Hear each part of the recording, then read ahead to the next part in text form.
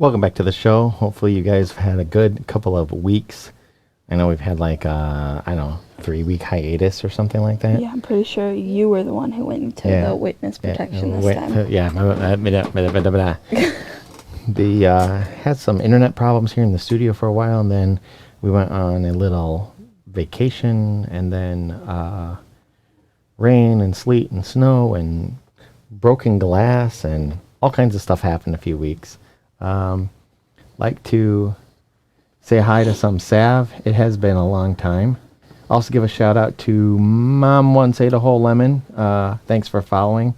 Hopefully you guys have had a good couple weeks off. Definitely feeling rest and relaxed. Rested and relaxed, not rest. Rested and relaxed. Not sure. Whatever. Anyway, what's been going on with you? Nothing really. Wow, that's exciting. I know. I've been sleeping. Wow. I can tell.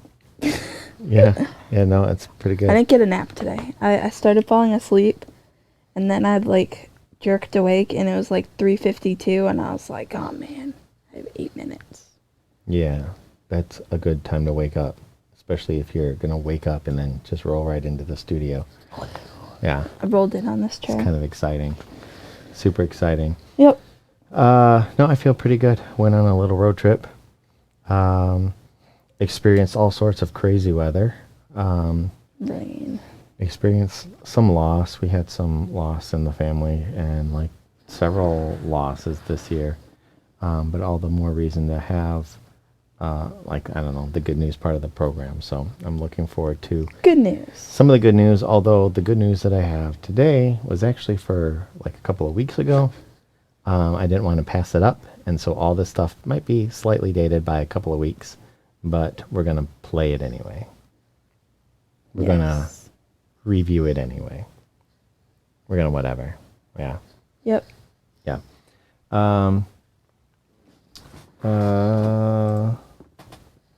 Besides some Sav, I don't know if anybody else is on. I don't even see that user, but anyway, we'll go from there. What do you got? What? What do you got? What is For it? what? Huh? What was that? So today's national days start out with National Mango Day. Are you a mango person? I was for like a little while. I used to eat like dried mango, and my aunt, when I went to visit her in Florida a couple years ago, had like really good fresh mangoes. And so I came home and I bought a mango because I was like, oh, the ones there were really yummy. And it was like not good. So then I was like, meh. Yes. I know exactly the feeling. Exactly the feeling. Yeah. Because I had family that grew up in the South, and they grow things in their own gardens and such. And I love tomatoes out of a garden. Fresh. Tomatoes at the store. Like, I pick them off my sandwiches and stuff at like the fast food restaurants or even the non-fast food restaurants because yeah, they're just not I picked as up like good. Pick them up at the store, and you're like, the other day, like a couple weeks ago, I was like, oh, I have a taste for a BLT. I was so disappointed. I ended up just having the LT and the bread, and I don't know. Yeah. So I get it. You have like the real good mangoes, and you're like, oh, real good peaches. Oh. Yeah. And then all of a sudden you get some from the store. It's like they're not as good. Definitely not the place as good. where we were visiting a week ago. They have the perfect soil for producing the best watermelons. And if you can get watermelons from that area, they are good. Fantastic. Beautiful. And if you get them anywhere else, you're going to be like, oh, yeah. Watermelon's not as good anymore. Flavorless. Yeah. Kind of like mangoes. That's where you like the mango, but you really don't. Yeah. But you wouldn't turn it down. Yeah, I wouldn't say like no, because they're also kind of like a pain to cut and all that stuff, so. So today is also National Hammock Day. I like hammocks. Yeah, because? I freaked out my friend on one of them because she has a hammock in her backyard, and I closed it around myself, and then I was like waiting for her to walk out because she was in her house at the time, and then I flipped the hammock over.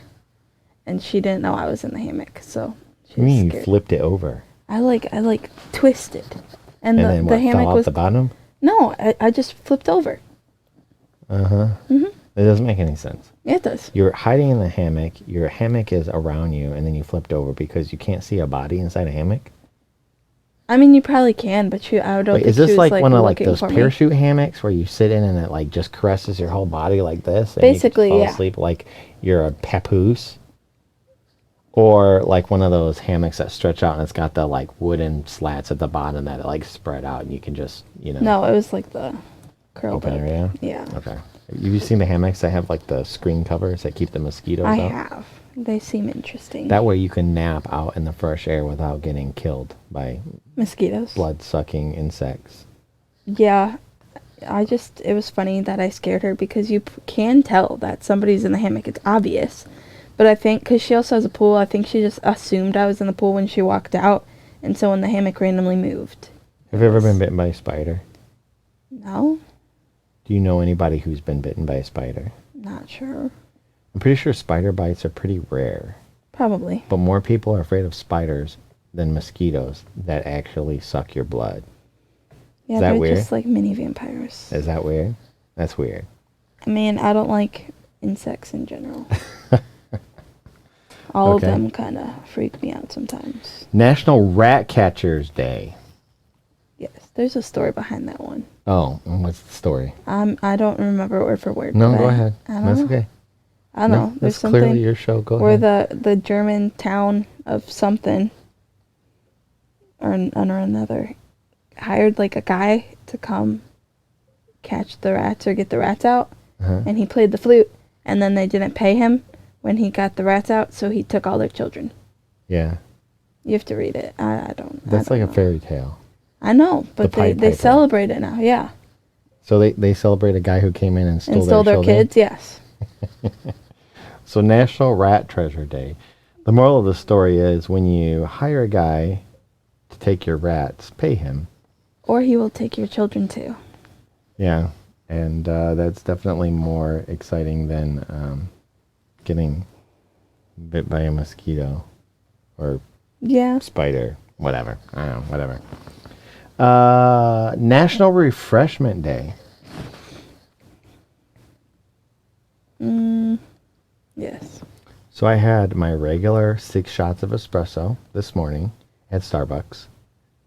Energized, was exciting, fantastic. It's like the greatest way to start the day. I think I need some more caffeine in my drink in the morning, because this morning I got my drink like normal and I set it down, and then when we were driving it fell over and just spilled everywhere. Well, that's a great way to start the day. Yeah. Yeah, I did that a few weeks ago where I put my coffee on top of the car and then drove off and then watched it go. I didn't even go back to look at it. I couldn't look at it on the ground. Oh my gosh. Yeah. My kid is dying. So there. in honor of National Refreshment Day, when I went back to Starbucks, I bought an iced matcha tea latte.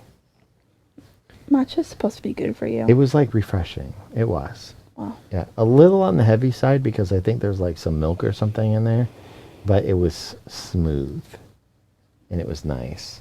It was very refreshing. Yes. Yes. I had a So, smoothie, which is pretty good today. yeah. So,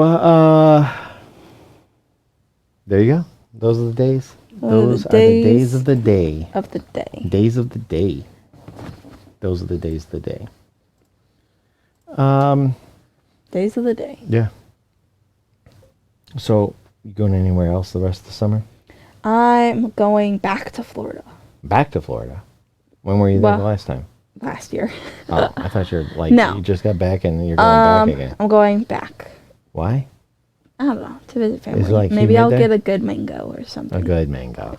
Didn't I'm like only Florida, going to get a mango. Didn't Florida just get hit with like a Hurricane, yes. Yes, they did. Yeah, I don't and- think it was terrible, though. I think most of them are okay. Most of them. Yeah, so I don't think anybody got hurt. I don't know. you seem like the most uninformed type. That's You know, true. like, "Eh." Well, I know my aunt was sad because it was raining and they fixed all their windows in their house. Yeah. And one of them hadn't been fixed yet. and so it was leaking in. Uh-huh. And then there's a picture, and she was like holding a towel up to her window so it didn't Yeah. flood her house. Nice. I definitely don't want anything leaking while you're having a massive hurricane gale force windstorm coming in. Yeah. Yeah. But the towel thing sounds like a good alternative. Yeah. And Except then, for staying there and holding it for several days. well, yeah. And then I think it finally like stopped raining for a little while, and like my grandpa was over and all of my uncles, and they changed the window while it wasn't raining, Well, okay. That's which is pretty good. pretty good. Pretty good. Pretty good. Quick window fix. Mango. Yeah, I like it if my options were between a mango and a strawberry. I'd probably take the mango. That was some stuff. Probably a little while I like ago. strawberries. Just happened to Strawberries are basically a weed. Yeah, they are. Not basically, they are. They are. Strawberries are a weed. They're And somebody like- was like, hey, let's eat these things. Yeah. Uh-huh. Yeah. They're Anyway. good when they're like sweet. Yeah. Then you have like the sour ones, and they're not as yummy. And then Yeah. you don't like them for a little while. No, completely. Switching to the good news part of the program, Good since news, what we're did you- going in there, we have the first article has absolutely nothing to do with Florida, and I know we've talked about Florida a couple times already. So Well, we're going to go to the most polar opposite of Florida, called New York, or we think now maybe New York. New York. If I Yes. can remember. New So. York. So, this lady, 70 years old, screen, fulfills her dream of being a Batgirl for the Yankees. Right there. For the Yankees. Like, you have some kind of a sports thing on your bucket list? Not really. I'm not like a huge sports person. There's like family members that like really love certain baseball teams and stuff. And I'm just like, eh. You want to go play baseball? Nah. Oh, you want to go play some basketball? Nah. I feel like they would be like, yo, you want to play baseball? And then I would try to do it and like get hit by the ball or something. So Want to do some golf? Nah. golfing's okay. Yeah. I'm bad at it. Yeah. But it's Oh, what do you want to do? How about we eat just go some to ice like cream? the driving range I'm gonna eat some ice cream. where you don't actually have to play for points. chase it down. Yeah. Yeah. Well, anyway, from CNN, when this girl was 10 years old, Gwen Goldman wrote a letter to the New York Yankees in 1961 about her dream to be a Batgirl. General Manager Roy Hamey told the young lady, such as herself, would feel out of place in a dugout. You're a girl, and being in a dugout with a bunch of dudes, you would feel awkward. So even though that's like her goal and dream in life, it's like you're telling somebody that your goal and dream in life, no, it's not actually your goal and dream in life. You'd actually be uncomfortable doing that. So 60 years later, Goldman got to prove him wrong. Earlier this year, Goldman's daughter, Abby McLaughlin, reached out to the Yankees about Hamey's letter, which Goldman has displayed on her living room wall. It caught the eye of current Yankees general manager Brian Cashman, who wrote Goldman a new letter offering her a spot as an honorary Batgirl at Monday's game against the Los Angeles Angels. This was 3 weeks ago, though, so keep that in mind. Goldman received the note 60 years to the day of Hamey's original message.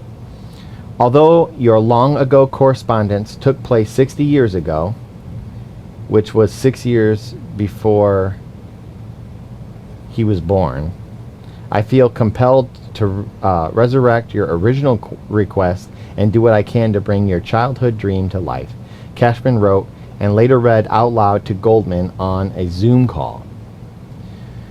Though Major League Baseball remains male-dominated, women have broken some barriers. In 2009, Justine Siegel became the first woman to coach baseball at a professional level. Last year, Alyssa Nakin became the first full-time coach on a major league team's staff, while Kim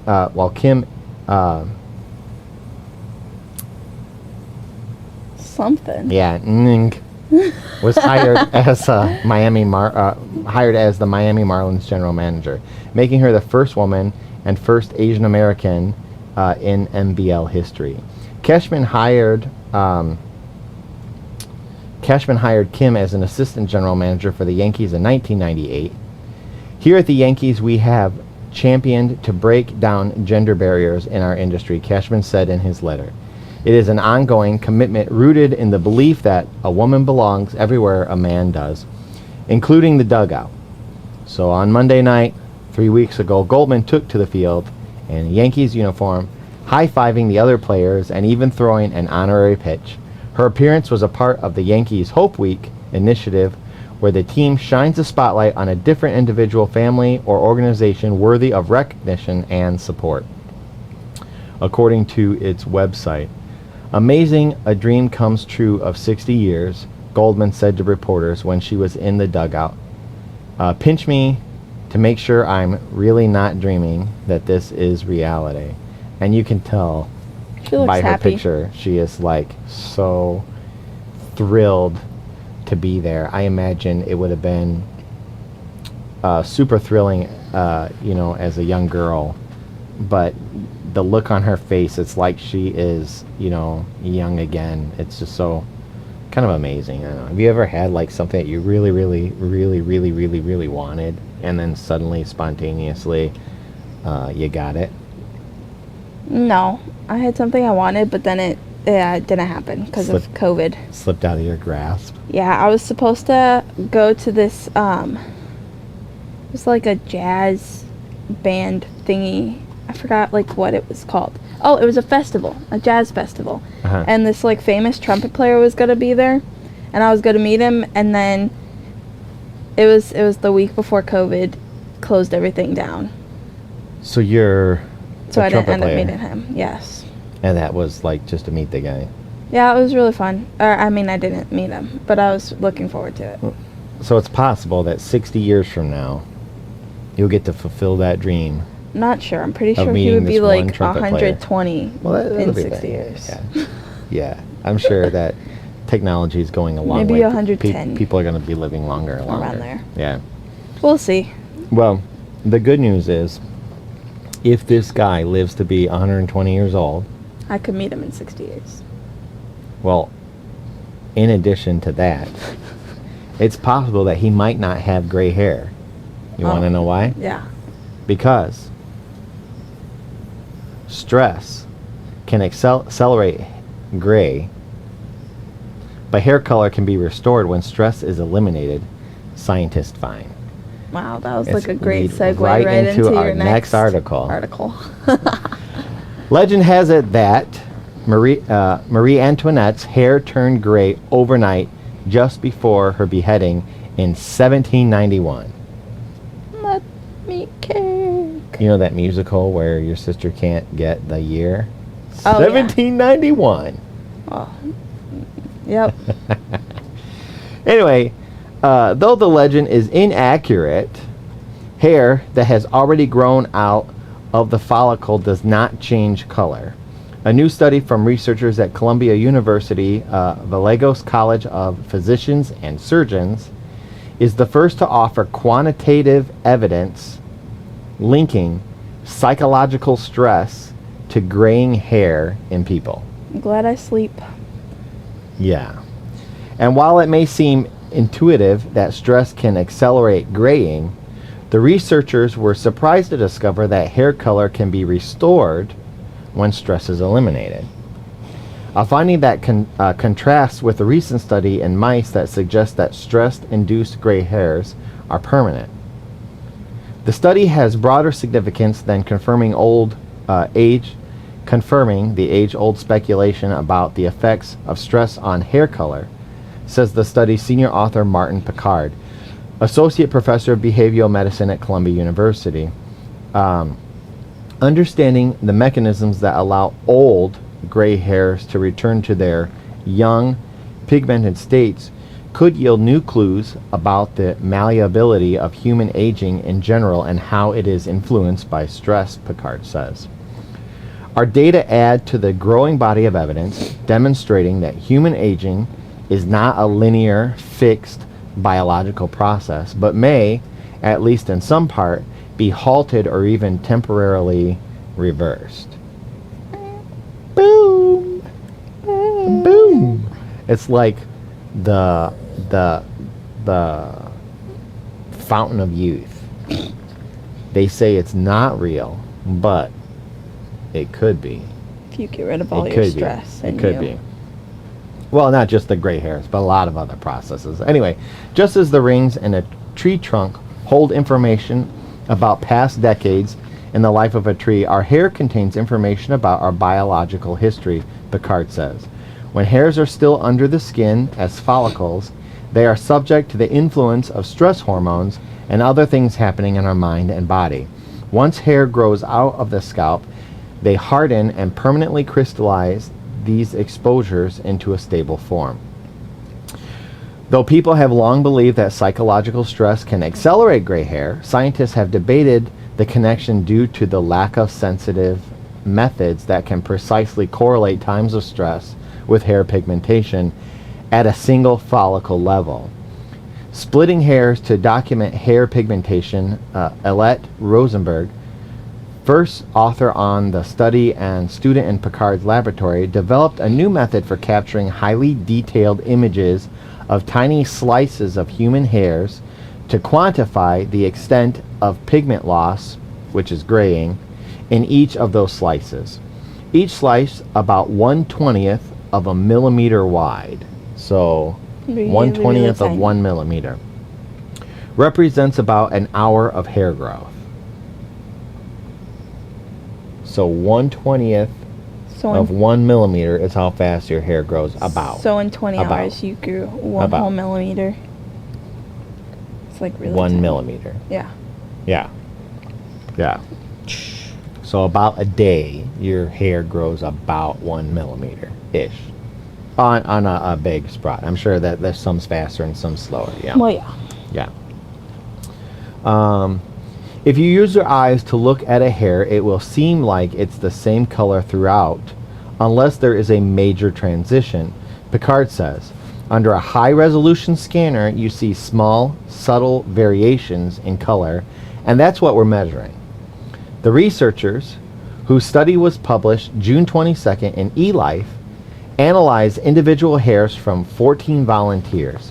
The results were compared with each volunteer's stress diary, in which individuals were asked to review their calendars and rate each week's level of stress. The investigators immediately noticed that some gray hairs naturally regained their original color, which had never been quantitatively documented, Picard says. When hairs were aligned with stress diaries by Shannon Rouser, second author on the paper and a student in Picard's laboratory, striking associations between stress and hair graying were revealed, and in some cases a reversal of graying with the lifting of stress. So there was one individual who went on a vacation, and 5 hairs on that person's head reverted back to dark during the vacation, synchronized in time, Picard said. That sounds fun. Had 5 gray hairs when they went, coming in there, and then boom! No more gray hairs. So, your trip to Florida could, in fact, remove the 5 gray hairs that you probably have up there somewhere. We'll see. Yeah. Not sure. I'm going with children. Well, to better understand how stress causes gray hairs, the researchers also measured levels of thousands of proteins in the hairs and how protein levels change over the length of each hair.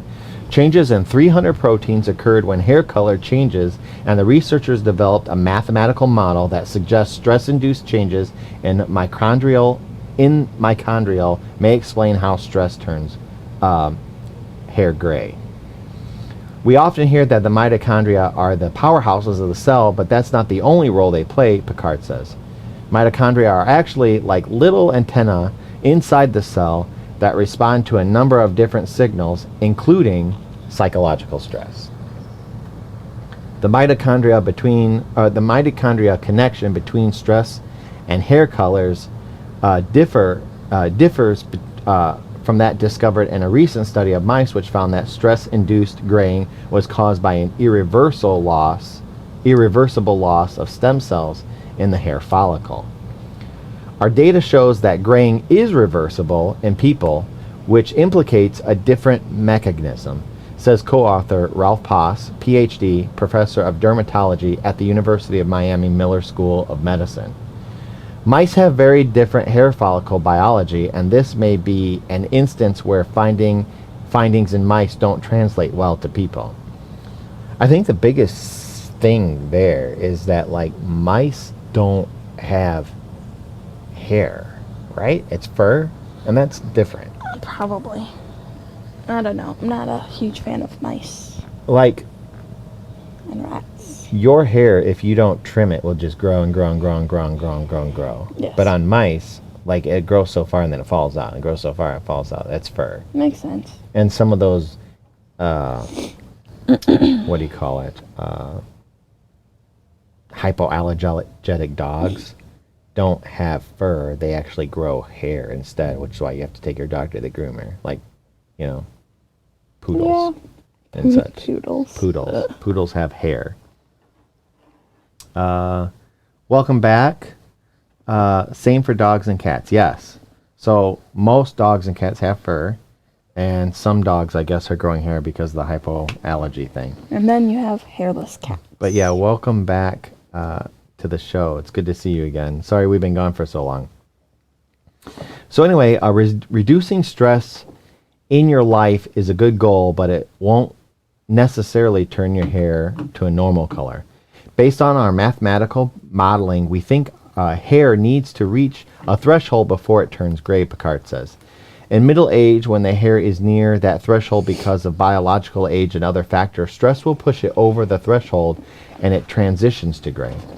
But we don't think that reducing stress in a 70-year-old who's been gray for years will darken their hair, or increasing stress in a 10-year-old will be enough to tip their hair over the gray threshold. So there's kind of like you need to kind of live a long-term, version. Low stress. But I've seen lots of people who are super stressed a lot. Watch the president of the United States over the course of the 4 years or sometimes 8 years that they go through. Look at pictures like before that 4 years and after, and that person looks like they've aged 10 years. Yeah, I've seen those. Because of the stress that comes with the job.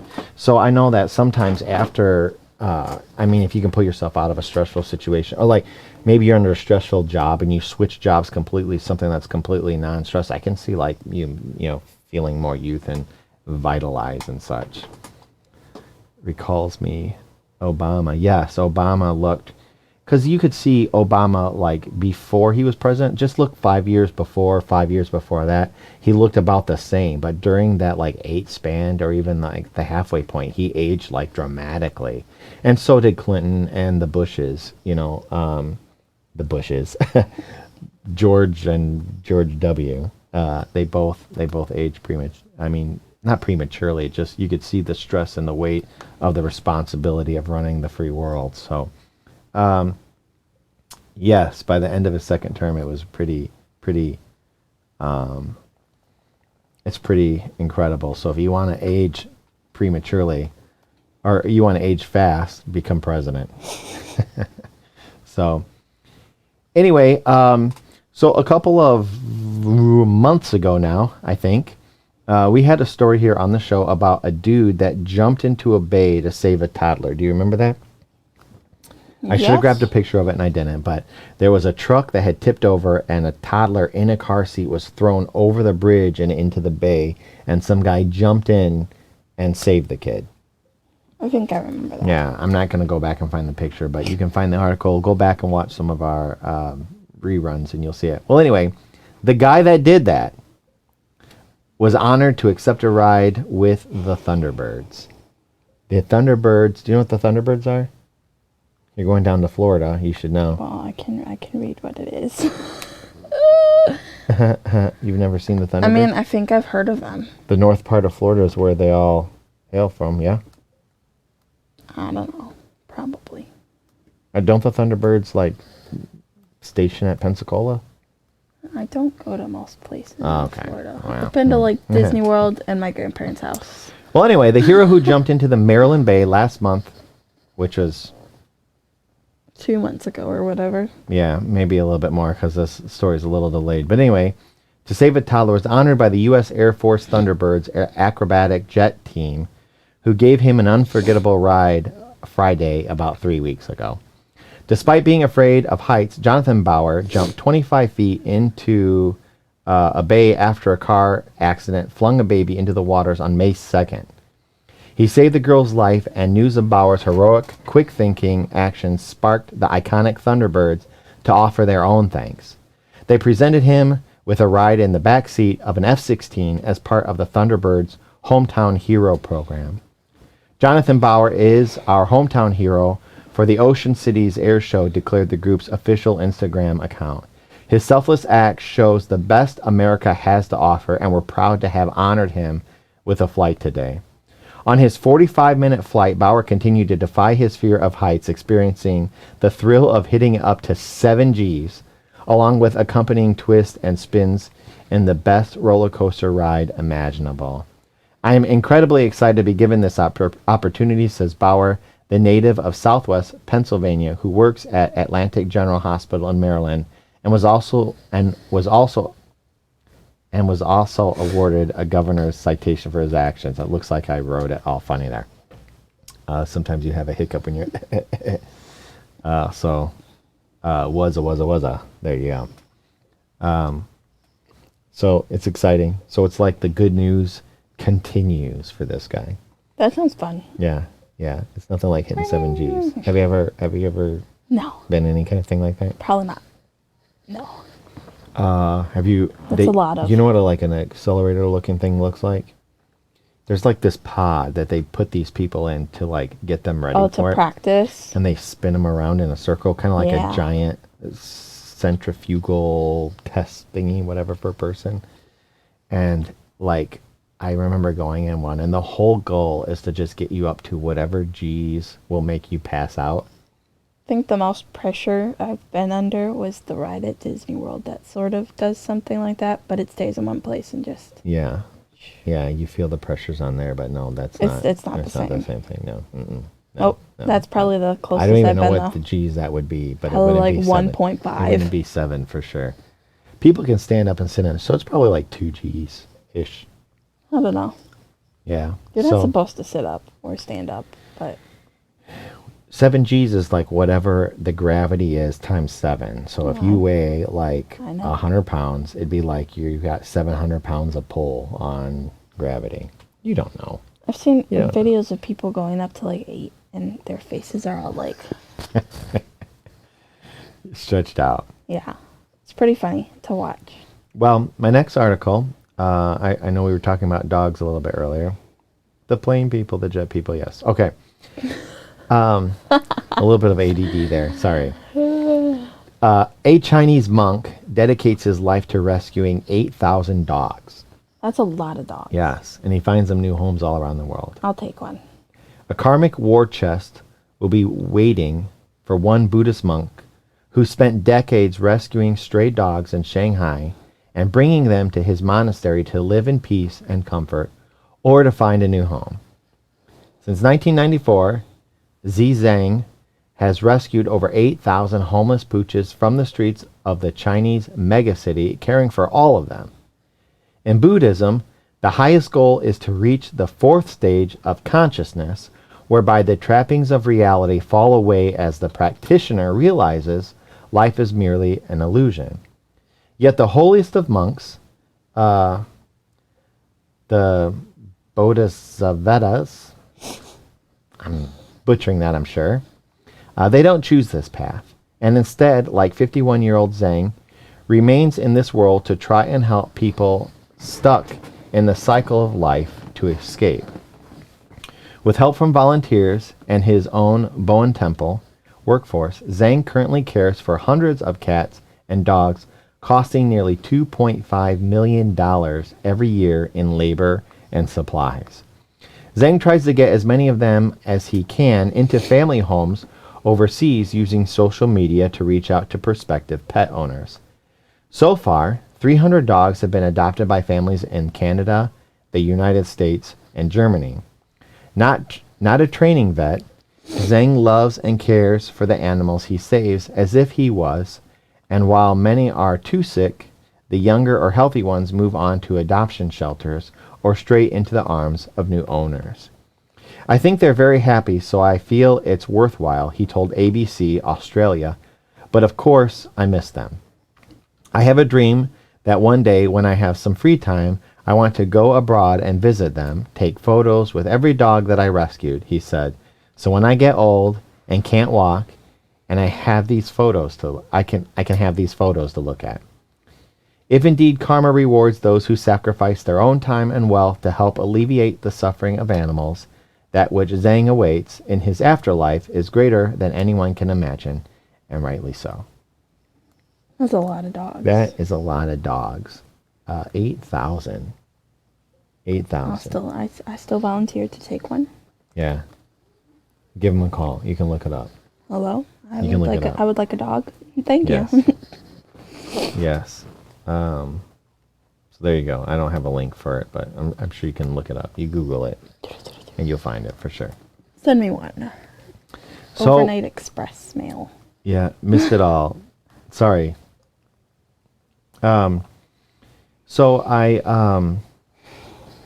know we're approaching like the hot part of summer. Usually like August for us is like pretty intense here. Yes. I know like the other parts of the world, the southern hemisphere, it's a little bit like cold different. right now. A little bit different, I think. Once you get past the equator and way down south, I think, right? Yeah. Yes. So I thought I would give people some tips on how to stay cool in case your AC isn't like optimum. You have any good tips? No. Good, because I have some. I have a fan. Seems like summer for us, yes. Is it summer where you're at or winter? Hot or cold? 48 at noon. Is that Celsius or Fahrenheit? Because we have like we have to like do things different than everybody else here for some reason. Celsius, okay. Celsius. It's 48. So 118. that's super hot. Yes. Yeah. So yeah, sounds like we're Americans. We are for sure. So your 48 is about 118 for us, and it's not that hot here. It got to about 85, 88 or something like that today. I don't know. But it will climb higher. Parts of Arizona have been in the triple digits like you are for quite some time. And down in Texas and a little bit further south, it's been in the triple digits for them too. So anyway, a couple tips to stay cool. It turns out there are simple methods than air conditioning to keep a room or house cool, and it could save you a ton of money if you're spending a lot of money on AC. Some people do, some people don't. Are you an AC person? No, I have a fan. You would rather open up your windows and let all the fresh air in, or you would rather close everything off and keep it exactly 72, 78, whatever it is for the like forever and ever? I mean, currently I don't pay my own bills, so AC, but when I do, I'd probably just open the windows and turn on my fans. Yeah. Yeah, I didn't know about the cold water in the feet thing until I was watching anime. And then that's where I learned that. But yeah, some say that's supposed to be a good thing. Humans' rights. Yeah, no AC. Everybody should have AC, or at least have it available. Running an AC unit can cost anywhere from about $14 to $211 per month. So a big jump depending on how much it kicks on. Yeah, no, thank you. I don't know what the translation is for all the other, but 211 American dollars anyway, a month. That's a big That's a bill. lot. Yeah. In Italy, ground floor units don't have AC, as all the buildings are made of block and concrete, and the windows all have wood slat shutters to let the breeze in and keep the sun out. If installing brown wood slat shutters isn't an option, try with pieces of brown cardboard, cutting small male slots out to shed light into the room, or change to darker curtains. Beyond that, there are some innovative and sometimes ancient ways to keep cool and save money. Ever heard the story about how kitchen hotels and even towns would have giant blocks of ice brought in on train cars for refrigeration purposes before electricity. Yes. They actually called them ice boxes. Yes, with the big chunk of ice in there. Yeah. Well, that still works today, and it's cheaper than AC. You know how you can buy like a bag of ice for like $5 or something? You know, the giant bag. It like you get them for the parties or whatever. If you live in a 1-bedroom, 1-bath, or studio apartment, try soaking a couple of towels, coiling them into C shapes, and freezing them. Once they're frozen solid, you can place them on your head like a crown, around your neck like an airplane pillow, or around the femoral arteries in your thighs, and this will cool you down. Did you know that? I know people use the towels. People use the towels. You see the athletes, they put the towels. Well, those are actually cold towels they put around them, and it helps keep them cool. Alternatively, you can change freezer water into a large block by putting a bowl or plastic bottle of it in the freezer, which will also save you money by keeping the freezer cooler and reducing the time it needs to refreeze. And place it on a table in front of a fan. The air blown by the fan will be chilled as it runs across the ice. If you leave your windows open for the breeze in the summertime, soak your curtains in water. The breeze will evaporate the water, cooling it to a lovely temperature before blowing it around your house. Sleeping under a damp bed sheet with a fan over you will work as well as any AC unit. The water, as the water soaks into your skin and then evaporates, it will super cool you. A damp t-shirt would act similarly. As strange as it sounds, there is a reason why spicy food all comes from hot places. No one's cooking curry in Latvia or Harbin. That's because the Caspian chemicals within spicy food is an irritant that causes us to sweat. Sweat in a frigid Arctic wind will kill you, but in a warmer climate, it'll cool you down. So those people who drink coffee when it's hot outside, you always see the old people that are like, I'll have coffee. And you're like, oh, what's wrong with you, Jack? When they drink the coffee, they sweat. It actually will keep you cooler. Yeah, still, I'm drinking It feels iced weird. tea. It feels weird. It doesn't seem right in my head, but allegedly it works. I've never tried it, but allegedly it works. Yeah. I mean, it makes sense, because, like, when you're eating spicy food, it does make you sweat, but Yeah. no thanks. I'll drink cold tea. Hot beverages are also great for this, particularly hot mint tea, as the mint will feel cool and refreshing while the heat from the tea will cause you to sweat. Drink in front of a fan for that maximum benefit, though note that if you're in a humid area, this hack won't work as well, so sweat can't wick properly from your body. So that's the problem that we have where we live, is the humidity is so high that even though it's like 85 degrees outside, the heat index feels like it's over 100. Yes. Because when it's so humid in the air, the sweat doesn't evaporate, and then you're just hot and wet and sticky. I don't think sitting more. in front of well, I guess if you're just by yourself drinking hot tea, sitting in front of a fan's fine. But, like, if you're around people, you're sweating in front of a fan, that's, like, gross. It is not. Cool. I don't think anybody wants to smell your sweat. Be cool. Sit in front of a fan and be cool. Enjoy it. Finally, salty and or rich foods are proven to make the core body temperature rise. To combat this, eat smaller meals more often. Ditch a salt and hot protein. A cold cut sandwich isn't bad. For fruits and vegetables, and leave that oven and stove off to reduce the heat radiation into your house, saving you more money while you're at it. So don't run the oven if you can get away with it. Makes sense. Yeah. And eat cooler foods, which seems like the exact opposite of drinking hot beverages. So I don't know why that's the thing. If you drink hot beverages, you'll cool off, but if you eat hot food, you don't. I don't know. Anyway, honorable mention goes to whoever got the idea to leave one's moisturizers in the fridge. Imagine needing to rehydrate your skin and it being nearly freezing cold at the same time. So, people do your face that. cream. They have like there's like a trend going around where you buy like a teeny tiny fridge for your like face care stuff. Really? And they have like all of their stuff in there, and then they're like, oh, it's so nice and cold when you put it on.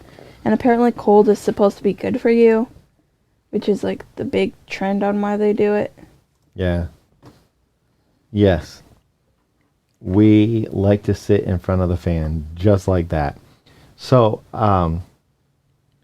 there's like this thing. In fact, I did it just like this week with a bunch of kids because there was a giant, huge fan that was blowing where we were at. And you get right up in front of it and you just like yell or sing into it or whatever, and it makes that sound, you know, like and it sounds like you're on like talking into like one of those didgeridoos. Yes. Do you know what a didgeridoo Yes. is? No, you don't. What yes, is it? I do. You can. You wanted me a instrument. trumpet player. It's a musical instrument that you can see in the movie Mr. Peabody and Sherman. Yes. Yes, making that noise.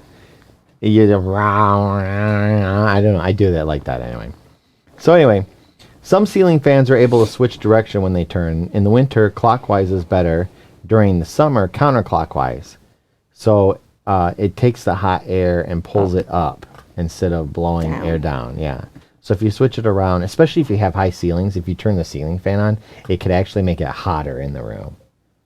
Makes sense. Because it'll actually blow the hot air down. Yeah, the hot air's up there. Yeah, so turn it around the other way. It'll be really good. So those are my tips. You guys got any more? I know some staff says put your feet in water. Put your feet in water, see what happens. I know that like when you're sitting outside and it's hot outside and you can like be next to a pool or a puddle if you just sit on the side and put your feet in there. Yeah, it's cool. Makes you feel cool. Yeah. Yeah. Very helpful. Okay. So, I got about 10 minutes. Yes. Let's see here. So my next article. Ooh, I even have a picture for this guy. Yay. Forgot that I wasn't putting up pictures. A youth walks 17 miles. This guy in the background right here. This youth. Right there. Walks 17 miles each day so he can work. He's given a bike, a new bike. It's your monitor. What? Yeah. He's giving a new bike and $52,000 from Good Samaritans. Yeah, it could be. I think it's my monitor. Sorry about that. But yeah, it's me. Some people may say they're dedicated to their jobs, but others just don't just talk the talk. They literally walk the walk. To make it to a shift at Buffalo Wild Wings cook, as a Buffalo Wild Wings cook, Dante Franklin was leaving for work 3 hours early each day and trekking more than 8 miles on foot to arrive on time. At the end of the day, the 20-year-old Oklahoman reversed his journey to walk home. Franklin credits his amazing work ethic to his late mom, who passed away 4 years ago. I really don't care if it gets tiring. I just have to keep pushing, Franklin told Fox News. I walk just to make my friends and family proud. Whether or not he's got a guardian angel keeping tabs on him, Franklin's life recently got an amazing and unexpected lift thanks to a stranger's random act of kindness. Michael Lynn was out running errands when he saw a young man, Franklin, walking in the sweltering summer heat. On his way back, he noticed the same young man still walking and decided to offer him a ride. When Lynn learned more about Franklin's 17-mile work pilgrimage, he couldn't help but be more than a little awed. He decided to share the details of Franklin's story on Facebook, where it was quickly shared more than 1,000 times. One of the people who saw it was Carrie Collins. She and her husband are the driving forces behind a biker charity group called My Riding Buddies, Oklahoma and Bikers for Elves, MRBO. Anytime I see something posted concerning anybody anywhere in Oklahoma, I immediately jump in and we do whatever we can as a group, Carrie Collins told KOCO. It's just touched me that this man is only 20 years old and is walking to 2 different jobs with nothing in the heat. It opened my heart because kids his age don't do that.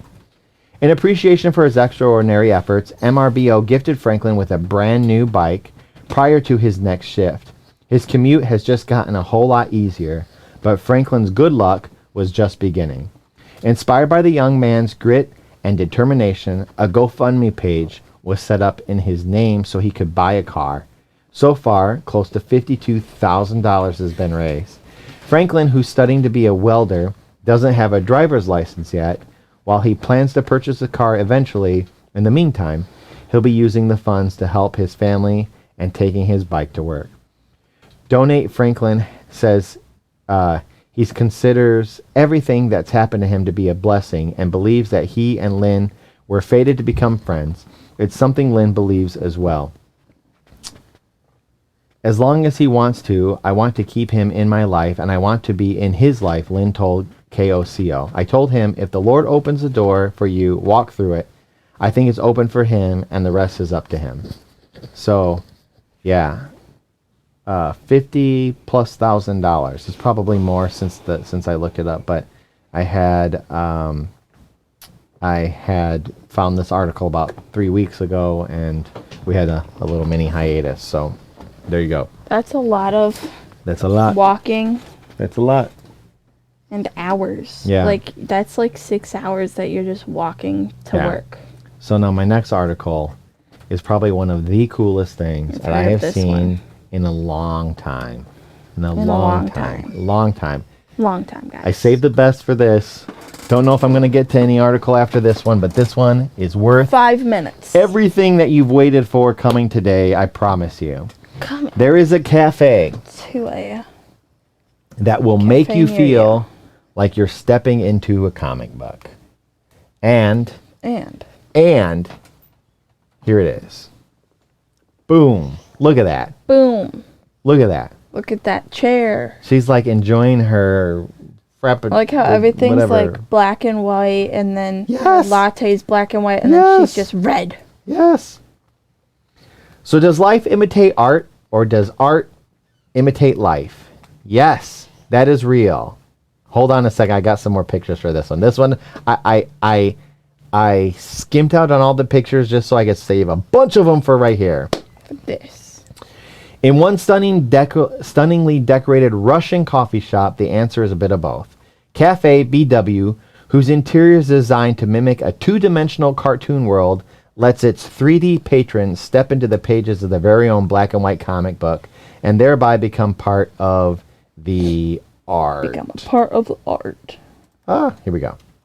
There's another picture. Here, let me just do this. I wonder what the bathroom looks like. Yeah, take a look at that. Just curious.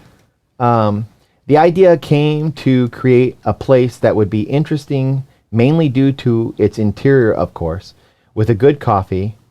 BW creator and owner Solon told My Modern Met. The cafe stylized two-dimensional renderings of everything from cats, cacti, and laundry drying on a line to full-size flat pianos form perfect backgrounds for an Instagram-worthy photo ops. Our customers have been delighted, Solon told MMM. People deliberately come to us to take unusual pictures. Our employees are also delighted with the work, and some even waited months for vacancies to open. Here's another picture. You have to make an appointment to come in. So they pulled the chair out, and that's like what it looks like outside, okay? BW has locations in Moscow and St. Petersburg, but it's not the only venue to offer fantasy fans a two-dimensional dining experience. Here's another picture. In Seoul, at Cafe Yeoman Dong 22314, an homage to the Korean TV show W, whose IRL and webtoon protagonists move between the two worlds. It's the clientele who put the animated into the bistro's animated ambiance. Of course, for anyone who's come of age in the 1980s, this particular toontastic intermingling of dimensions is already a familiar part of the pop culture landscaping. Back when MTV was all about the music, one of its most frequently played videos was a-ha's iconic Take On Me, where a boy and girl meet. They fall in love and fight wrench-wielding bad guys on both sides of a comic book real-world divide. Like its 21st century counterparts, Take On Me is set in a coffee shop, which leaves us to wonder, does too much caffeine lead to comic book fantasies, or does life really imitate art? I don't know. I don't think there's such thing as too much caffeine. I'm just kidding. There's probably is, but Yeah, so, nope, you can see her sitting there. So look closely at the picture. I see the question now. She's actually sitting in what looks like a two-dimensional chair. that they painted That's actually a three-dimensional chair to make it. Yeah. Looks inside the room. So if she were to stand up, that clothes hanging on the clothesline would go behind her head. Yeah. which is fun. That's Super, like, super cool.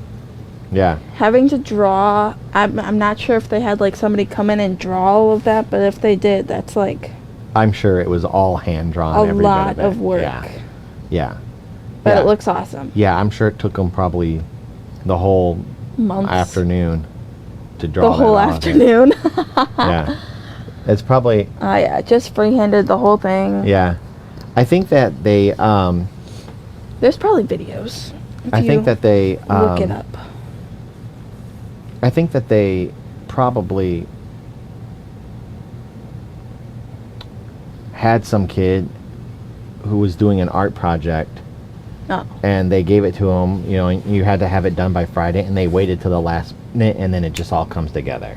That's how I figured it happened. One afternoon. That thing was all blue. I could do it. You don't even have to color it in. yeah, but that's still a lot of drawing. So I think it would be kind of cool if you gave, like, the little kids that come in erasable markers And you let them paint. and let them, draw like, it paint in. color, whatever, and then you just walk behind them and, like, you know, erase it. That'd Yeah. be fun. But then Yeah. you would have to like cover the whole wall with something that Yeah. would be erasable. The bad news is somebody would probably come in with something like a crayon or a permanent marker that you would have a problem with, and then maybe you can hit you it. can erase permanent markers. You just have to use a dry erase marker Yeah, on top of yeah, it, and it will then, erase. And then, yeah, okay. Right. Yeah. I don't think so. Yeah. Because that whole thing was put done with permanent marker. Yeah. So if they put dry erase over it and then they wipe over it, it'll just wipe off. No, because you would have to paint over that. Well, you wouldn't paint over it, but you would have to put I- something over it to Yeah. make it dry erasable anyway. Yeah. You wouldn't be able to draw on the wall. Let's go to Russia. Let's go. Field trip. Oh, wait, you can't Field because trip. you're going to Florida. I could go Yeah. the week after that because I just went on Yeah, yeah. vacation. I'm going on another one, Uh-huh. and then we can go to Russia the next week. Anyway, I thought that was a super fun article. I'm not going to get to my next one, but there was an article. I don't know if I had pictures of it. Here is a model of the world's largest, I'll put up real quick, the world's largest wildlife bridge that is planned to cross the Mississippi so buffalo can, like, walk across. So that was one of my articles, and then the other article was for a teen girl here who folds 1,000 origami cranes. She folds 1,000 origami cranes in one sitting for the Guinness Book of World Records. So That's those are the two mentionables. Those look that- like little too. They and look those little, things yeah. are not probably easy. They're hard enough to Yeah. make big. Yeah. Like tiny ones. I've never made one ever in my life. Ever. I've made one and it didn't go very well, but Yeah. oh, Anyway, it took her 9 hours and 31 minutes. yeah. I really appreciate you guys watching. Thank you so much. We'll see you back next week. Next week. At Well, 4 p.m. I will be 4 gone. p.m. Central Time on Thursday, and have a great week. Send in the articles if you come across anything that's pretty cool. Private message me. Here's a link to our Yes. Discord.